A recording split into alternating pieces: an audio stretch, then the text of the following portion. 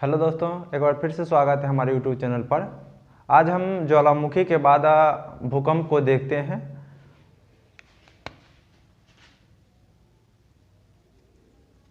तो भूकंप के रूप में आज हमें क्या क्या देखना है।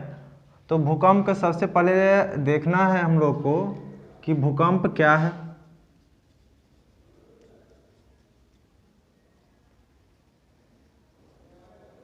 क्रिया क्यों होती है,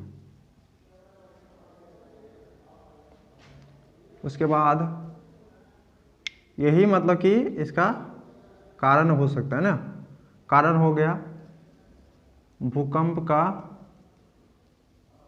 छाया क्षेत्र, उसके बाद प्रकार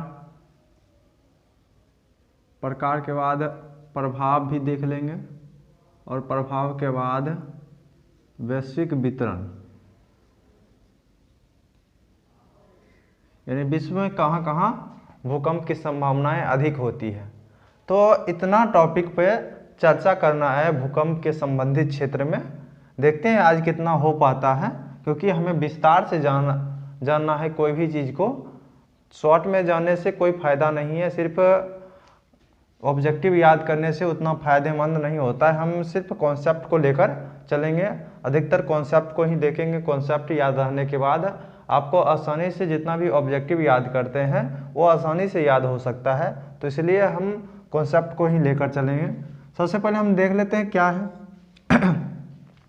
तो भूकंप जो है, ऐसे पहले जो परिभाषा की पृथ्वी के कंपन को ही भूकंप कहा जाता है, लेकिन ये तो शुरू वाला परिभाषा हो गया। बच्चे के रूप में ये परिभाषा देते थे कि भूमि के कंपन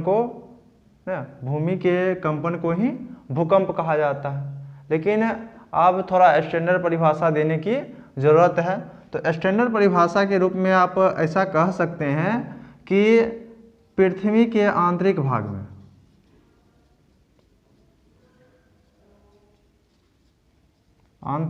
में प्लेटों के खिसकने से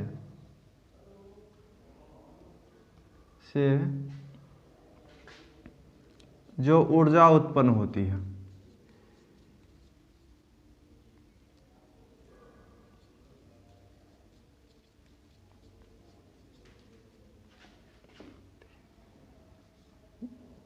वह तरंग के रूप में पृथ्वी के भूपर्पट्टी पर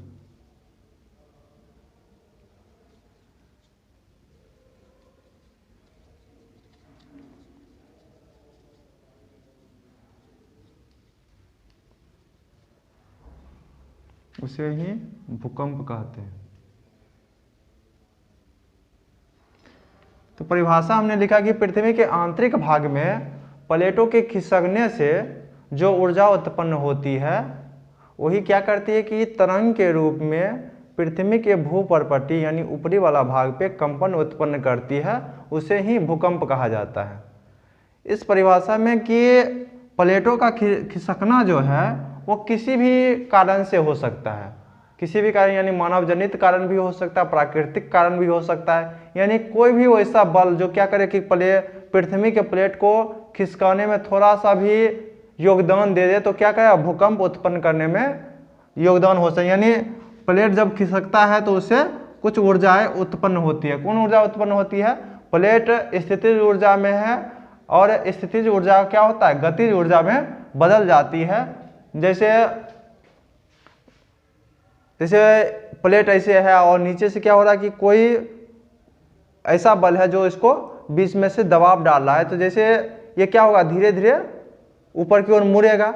लेकिन एक समय ऐसा आएगा कि ये टूट जाएगा, और जैसे ही टूट हो जाएगा तो मतलब कि ये जो बल है, ये बल जो है ये मतलब कि इस पूरे बल का योगदान इस दोनों क्षेत्र में आ जाएगा और ये इसमें कंपन शुरू हो जाएगा।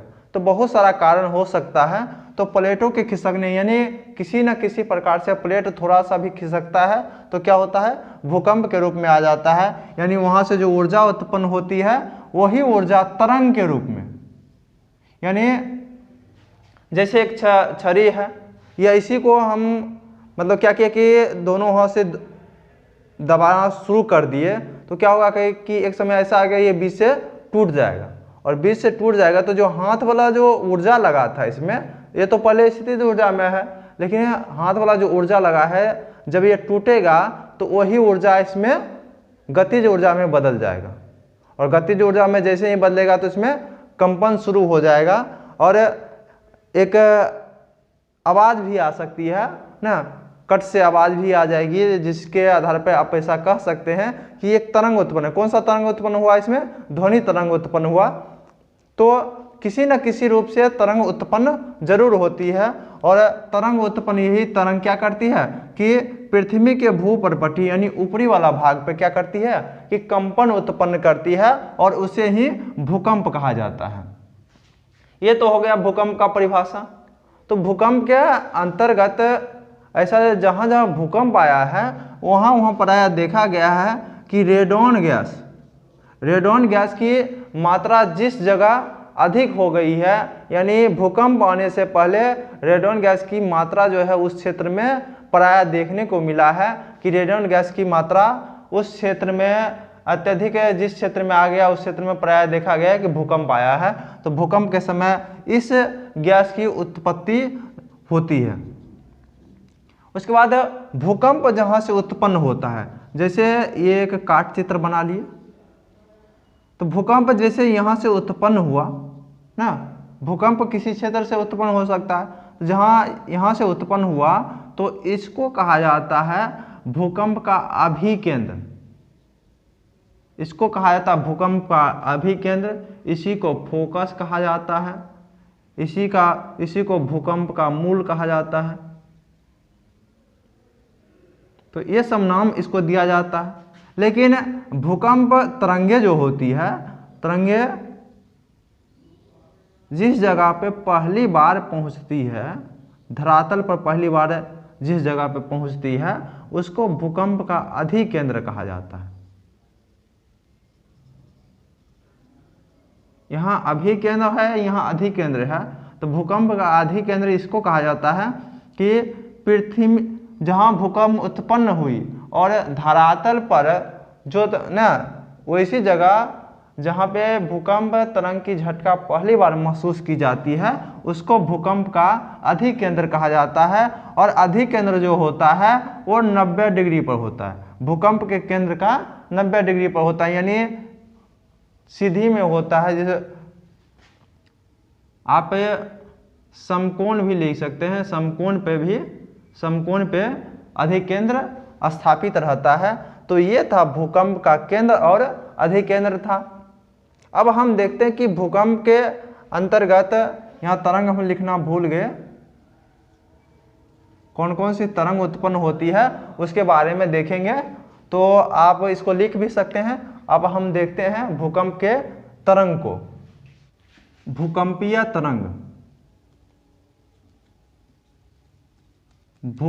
तरंग दो प्रकार के होते हैं। एक को कहा जाता है, ऐसे हम यहाँ बांटते हैं, तो एक को कहा जाता है भूगर्भिक तरंग और दूसरे को कहा जाता है धरातलीय तरंग। इसका हम बात पहले भी कर चुके हैं पृथ्वी के आंतरिक संरचना में। तो भूगर्भिक तरंग के अंतर्गत आता है P और S, और धरातलीय तरंग L तरंगें होती है। कहीं कहीं आपको R लिखा हुआ मिल सकता है रेयर केस में, लेकिन मूल रूप से P, S और L ही तरंगें होती है। R तरंगें कहीं कहीं में लिखा हुआ मिल सकता है, इसलिए कहीं कहीं रेयर केस में आपको मिल सकता है। तो इसलिए इस तरंग की चर्चा हम नहीं कर रहे हैं, हम तीन तरंग की ही चर्चा करेंगे, P, S और L तरंगे की चर्चा। तो इसमें क्या क्या समानताएं होती है, क्या क्या अंतर होती है, इसको भी हम देख लेते हैं। तो सबसे पहले P लिख लेते हैं, यहाँ S लिख लेते हैं और यहाँ L लिख लेते हैं। तो पृथ्वी पर सबसे पहले P तरंगे पहुंचती है ना, पृथ्वी की सतह पर सबसे पहले पहुंचती है। इसीलिए इसको प्राथमिक तरंग कहा जाता है।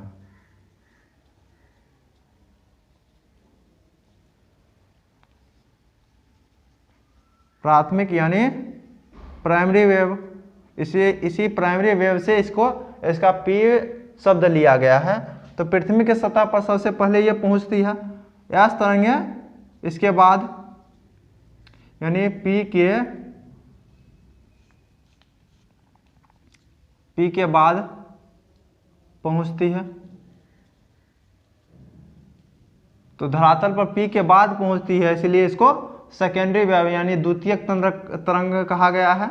और इसके नाम से कोई मतलब ये सबसे अंतिम में पहुंचता है, सबसे अंतिम में पहुंचता है।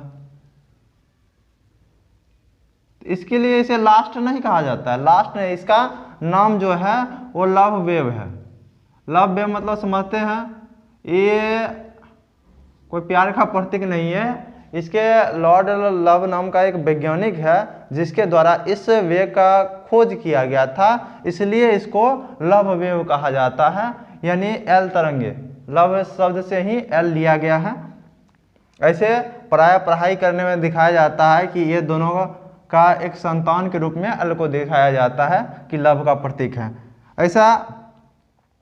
उसके बाद पी वेव जो है इसकी तीव्रता सबसे कम होती है, यानी ये दोनों तरंगों से कम होती है।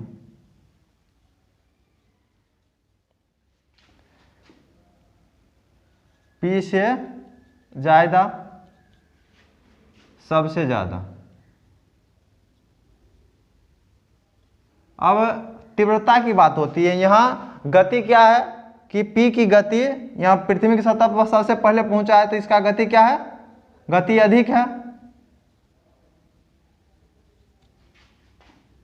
पी से कम गति है इसका।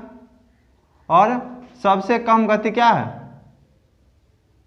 सबसे कम गति, यानी लास्ट में पहुंच रहा है तो सबसे कम गति है। तो यहाँ गति की बात नहीं हो रही है, यहाँ तीव्रता की बात हो रही है।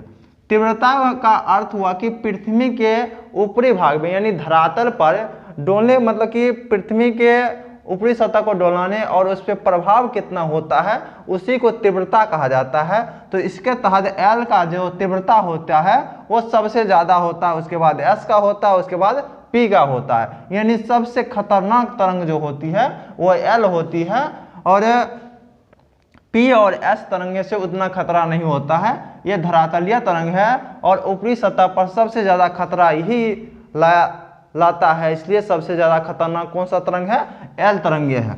उसके बाद तरंग दैर्घ्य की बात किया जाए तो तरंग दैर्घ्य में इसको कहा जाता है अनुदैर्घ्य तरंग। अनुदैर्घ्य तरंग का उदाहरण जो है जैसे ध्वनि तरंग हो गया, इसको कहा जाता है अनुप्रस्थ तरंग। अनुप्रस्थ तरंग में आ जाएगा प्रकाश तरंग, यानी इसके बाद आप लिख सकते हैं कि जैसे सर्प की चाल की तरह, तो इस प्रकार ऐसा लिखा, स्प्रिंग की तरह ऐसा लिखा जाता है ना। तो इस प्रकार की तरंग यानी प्रकाश तरंग इसका सबका उदाहरण है, अनुप्रस्थ तरंग का उदाहरण है। इसमें दोनों का गुण पाया जाता है, दोनों का गुण, यानी इसमें अनुदैर्घ्य तरंग भी पाया जाता है और अनुप्रस्थ तरंग भी पाया जाता है, यानी दोनों का गुण इसमें पाया जाता है। इसलिए कहीं कहीं आपको प्रश्न अब ऐसा रह सकता है कि ECG के तरह का तरंग, यानी ECG आप कभी करवाए हैं या कभी देखे होंगे, तो ECG क्या रहता है, ऐसे ऐसे रहता है, ऐसे ऐसे, उसके बाद ऐसे ऐसे चलता है, इस प्रकार की तरंगे चलती है। तो इस प्रकार की तरंगे आपको प्रायः देखने को मिल जाएगा।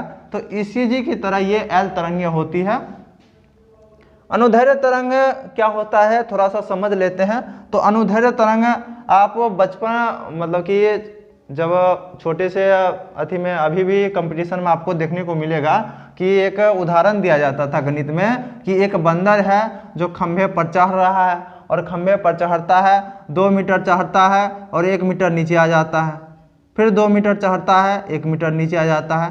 तो जो अनुदैर्घ्य तरंग होती है वो भी इसी प्रकार चलती है, यानी ऐसे ऐसे करके चलती है। जो अनुप्रस्थ तरंग होती है, अनुप्रस्थ काट भी आप पढ़े होंगे, ये कण की दिशा का लंबवत होता है, यानी जो तरंग होती है तरंग की दिशा का लंबवत होकर चलती है, यानी ये ऐसे ऐसे चलेगी। ये अनुप्रस्थ तरंग की चाल है और ये इसके बीच की दूरी को ही तरंग दैर्घ्य कहा जाता है, यानी ये हो गया अनुप्रस्थ तरंग हो गया और ये अनुदैर्घ्य तरंग हो गया। तो एस तरंगे इस प्रकार चलती है, पी तरंगे इस प्रकार चलती है और जो एल तरंगे हैं वह दोनों प्रकार से चलती है, ऐसे ऐसे ऐसे ऐसे, फिर वो ऐसे ऐसे चलेगा, फिर ऐसे ऐसे चलेगा, यानी बिल्कुल ईसीजी की तरह चलेगा। आप इसी से खतरा का अनुमान लगा सकते हैं। जैसे पी तरंगे आया तो ऐसे ऐसे किया, उसके बाद एस तरंगे और आया तो ऐसे ऐसे किया। लेकिन अब जैसे आप ही हैं, आपको कोई उछाला ऊपर की ओर, तो आप नीचे आके आराम से स्थिर हो सकते हैं। कोई धक्का इधर की ओर दिया तो आप आराम से फिर सीधा हो सकते हैं, आप नियंत्रण बना सकते हैं। लेकिन कोई आपको उछाला और कोई बीच में कमर पे मार दिया, तब उस समय आप नियंत्रण नहीं बना पाएंगे। तो एल तरंगे भी उसी प्रकार होती है, यानी ऐसे ऐसे करेगा उसके बाद ऊपर से डोला देगा। तो आप समझ सकते हैं कि कितना ये खतरनाक होता है, इसलिए ये ज़्यादा खतरनाक होती है। और भूकंप रोधी जो घर बनता है वो भी इसी प्रकार, इसी को लेकर बनाया जाता है। तो भारत में तो थोड़ा ज़्यादा उतना तो अभी तक बना नहीं है। एक IIT रुड़की है, वहाँ पर इसका परीक्षण किया जाता है भूकंप रोधी मकान का, लेकिन अभी भी उतना पूरी तरीके से भारत में भूकंप रोधी का मकान का निर्माण नहीं कराया जाता है। वही जापान की बात किया जाए तो जापान में क्या है कि पूरी तरह से मतलब कि बहुत अधिक ऊर्जा वाले, यानी रिक्टर स्केल पर अधिक मतलब सात तक के भूकंप को भी आसानी से वो झेल सकता है, उस प्रकार की वहाँ मकान बनाई जाती है, हल्का मकान बनाया जाता है। तो ये सब जापान का गुण है, क्योंकि वहाँ प्रायः भूकंप देखने को मिलता है। तो ये था पी, एस और एल तरंगों का गुण। अब हम देख लेते हैं भूकंपीय तरंगों का छाया क्षेत्र क्या होता है और कहाँ कहाँ इसका छाया क्षेत्र का निर्माण हो जाता है। तो हम लोग देख रहे हैं भूकंपीय तरंगों का छाया क्षेत्र। ये छाया क्षेत्र क्या होता है और इसका वर्णन किस प्रकार किया जाता है। तो तरंगे जो होती है, यानी जो भूगर्भीय तरंगे हैं, इससे पहले भी हम पृथ्वी की आंतरिक संरचना में इसके बारे में जानकारी दिए थे, लेकिन छाया क्षेत्र किस प्रकार निर्माण होता है वो भी हम देख लेते हैं। तो जो तरंगे होती है, तरंग का गति जो होता है, तरंग का गति वह घनत्व के समानुपाती होता है, यानी जहाँ घनत्व अधिक होगा वहाँ गति ज़्यादा हो जाती है और जिसका घनत्व कम होता है वो क्या होता है, उस समय उसका गति कम हो जाता है। इसमें 3 प्रकार के तरंगे आपको देखने को मिलेगा और भूगर्भीय तरंगे की बात जैसे ही होती है तो 2 प्रकार की तरंगे होती है। तो ये पी तरंगे जो होती है ठोस, द्रव और गैस तीनों क्षेत्र में चलती है, और एस तरंगे जो होती है वो सिर्फ ठोस में चलती है। तो किस प्रकार से छाया क्षेत्र का निर्माण होता है वो हम देखते हैं। जैसे एक पृथ्वी की संरचना रेखा चित्र हम खींच लेते हैं।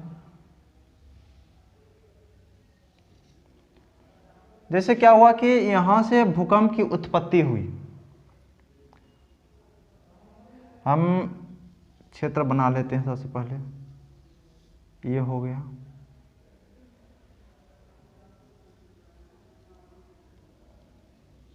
ये कोर हो गया और ये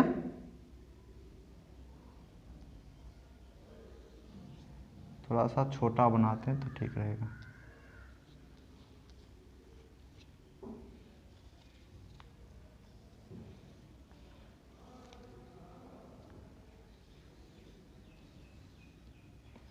ये कोर हो गया और ये आउटर कोर हो गया।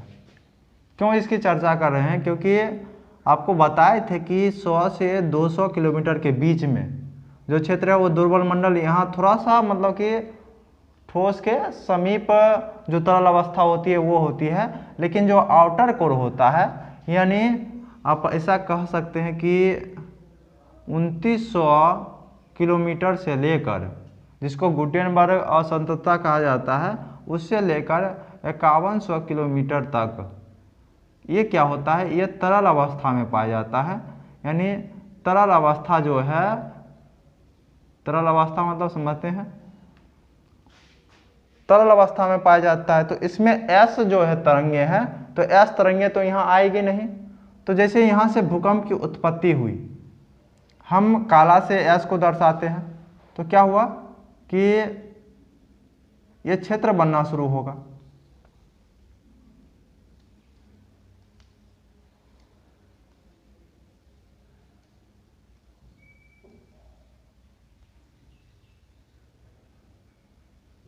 और यहाँ से यह पार नहीं कर पाएगा।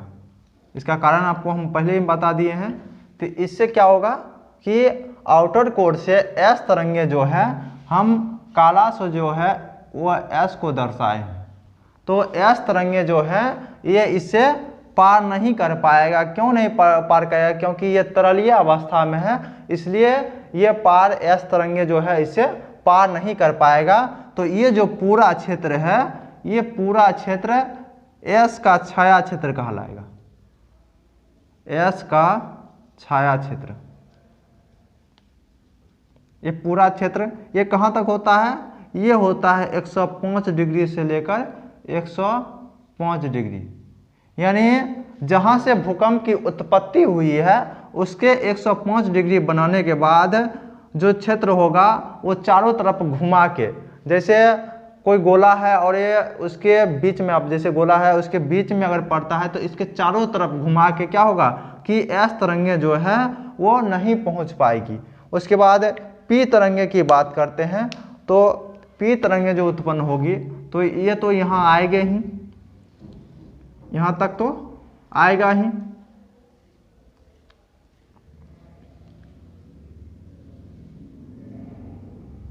यहाँ तक तो पहुँचेगा ही।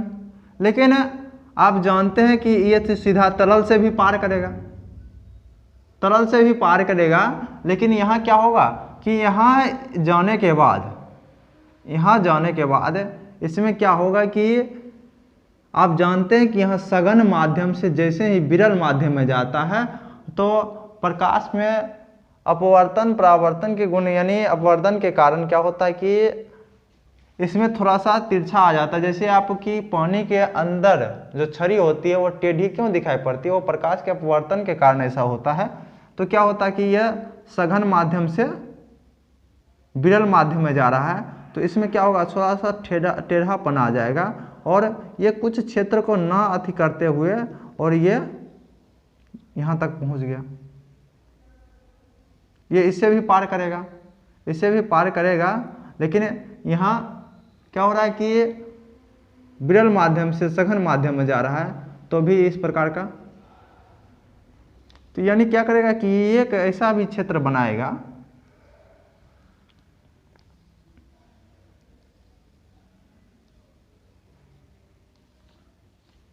ये एक ऐसा क्षेत्र बनाएगा। यहाँ हम लिख लेते हैं 140 डिग्री, यानी अपवर्तन के कारण, प्रकाश के जिस प्रकार अपवर्तन होता है उसी प्रकार यहाँ तरंगों का अपवर्तन होने के कारण क्या होता है कि ये 140 डिग्री से लेकर 140 डिग्री तक, यानी 105 डिग्री से लेकर 140 डिग्री तक, इधर भी 105 डिग्री से लेकर 140 डिग्री तक, ये क्या होता है, पी का छाया क्षेत्र हो जाता है। इधर भी पी का, इधर भी पी का छाया क्षेत्र। क्यों नहीं? जब आपसे पूछा जाएगा कि P का छाया क्षेत्र क्या होगा तो 105 डिग्री से लेकर 140 डिग्री तक एक राउंडिंग में क्या हो जाएगा, P का छाया क्षेत्र कहलाएगा।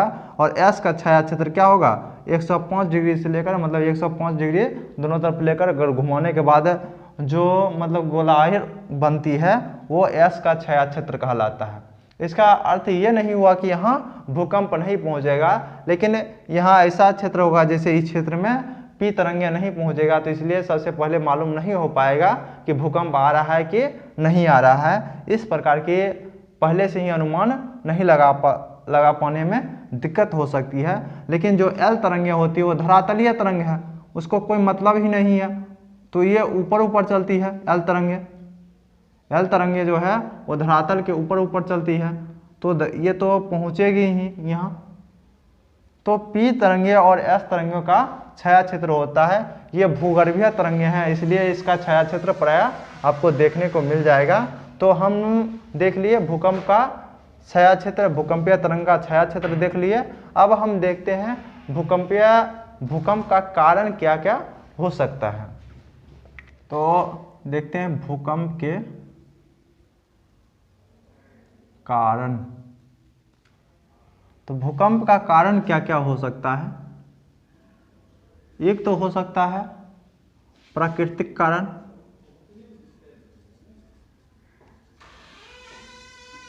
दूसरा हो सकता है मानव जनित,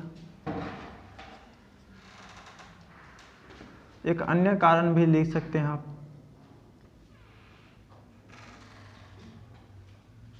तो प्राकृतिक कारण में क्या क्या आएगा, एक आएगा भ्रंशन। भ्रंशन का अर्थ यही हुआ कि भ्रंशन, उसके बाद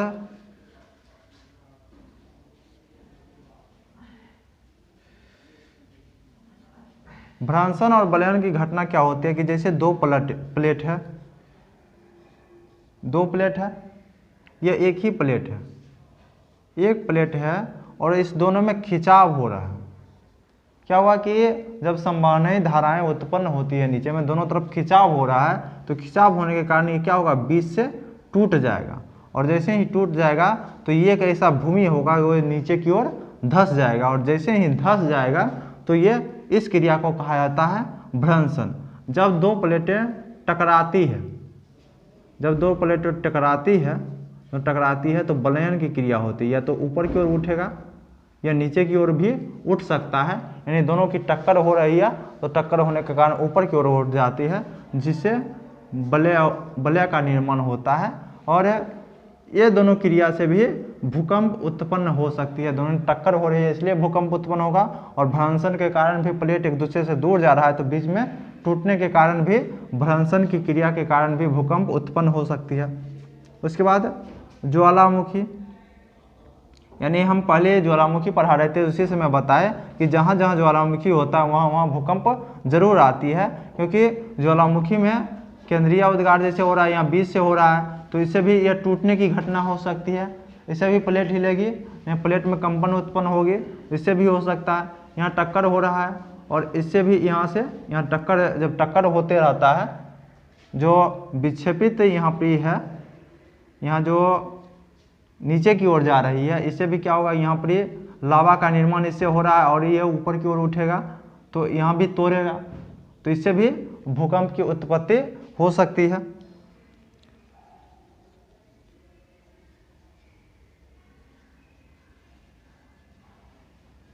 प्लेट विवर्तन के कारण, प्लेट विवर्तन मतलब होता है कि जैसे दो प्लेटें हैं, दोनों अगर आपस में टकराएगा तब पर भी भूकंप होगा, दोनों एक दूसरे से दूर जाएगा तो भ्रंशन के क्रिया के कारण भी भूकंप होगा।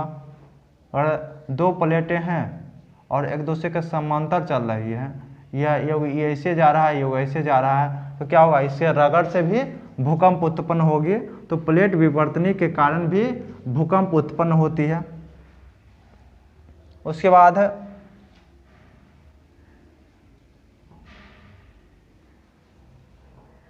बांध निर्माण कारी भूकंप, यानी बांध का निर्माण किया गया और बांध के निर्माण से अचानक अगर टूट गया वो बांध या भ्रंशन हो गया बांध के निर्माण के पानी पीछे की ओर जमा, और जमने के कारण क्या हुआ कि बहुत अत्यधिक पानी जमने के कारण वो प्लेट स्थिर हो गया और पीछे से आके प्लेट कोई टकरा गया या कोई वही प्लेट नीचे की ओर धंस गया, तो क्या होगा, उससे भी क्या होगा कि भूकंप की उत्पत्ति हो सकती है। मानव जनित में आएगा कि परमाणु विस्फोट,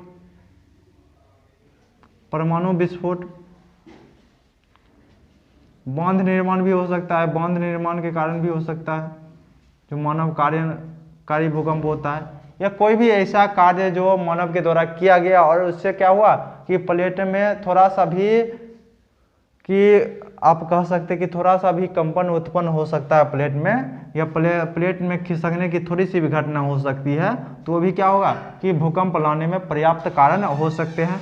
अन्य कारण में आप देखें कि जैसे उल्का पिंड है, वो भी प्राकृतिक घटना हो सकती है लेकिन कभी कभी होती है, तो उल्का पिंड का जैसे टकरा जाना, पृथ्वी के किसी सतह से टकरा जाना, तो इस प्रकार की घटनाएं जो है वो अन्य कारण में आ सकता है। तो ये सभी कारण जो था ये भूकंप के उत्पन्न करने का कारण था, यानी भ्रंशन हो गया, वलयन हो गया। और ये जो भ्रंशन वलयन हम चैप्टर में ही पढ़ेंगे, तत्काल एक सामान्य जानकारी हम ले सकते हैं। ज्वालामुखी जो है इससे पहले हम पढ़ चुके हैं, प्लेट विवर्तनी का अभी पढ़ना बाकी है। और ये सब जो हम मूल रूप से बता रहे हैं, जब आपदा प्रबंधन पढ़ेंगे तो इसके प्रभाव को पूरी तरह से देखेंगे।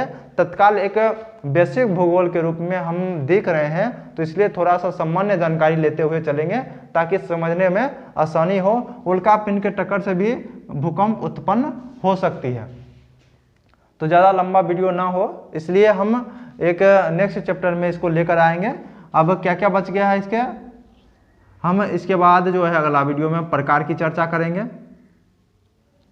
प्रकार के बाद आपको जो मापन होता है, मापन की चर्चा करेंगे। और उसके बाद वैश्विक वितरण की चर्चा जो है, ये तीनों की चर्चा जो है हम नेक्स्ट वीडियो में करेंगे। तब तक के लिए धन्यवाद।